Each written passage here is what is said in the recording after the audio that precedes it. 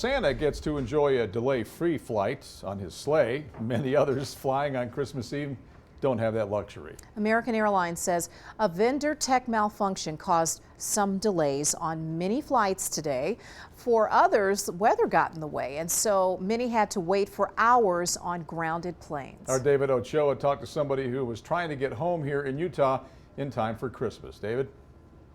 It's been a tough Christmas Eve for Riley Pierce and her family.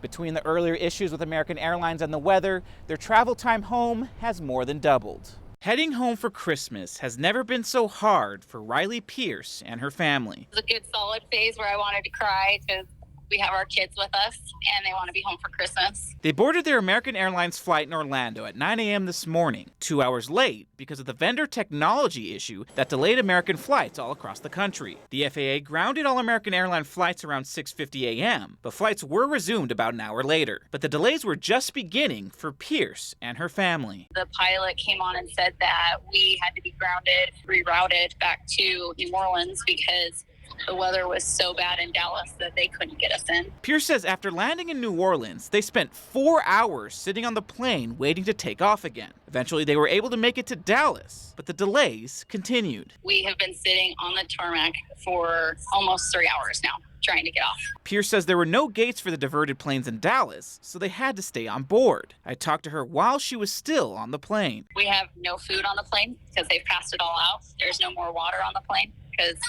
they've passed it all out. More than 10 hours spent on a plane trying to get home for Christmas. And we're not even home. The good news is Pierce and her family were finally able to make it here to Salt Lake. Their plane got in about an hour ago around 9 p.m. They'll be sleeping soundly as Santa delivers some well-earned presents tonight. Reporting in Salt Lake, David Ochoa, KUTV 2 News.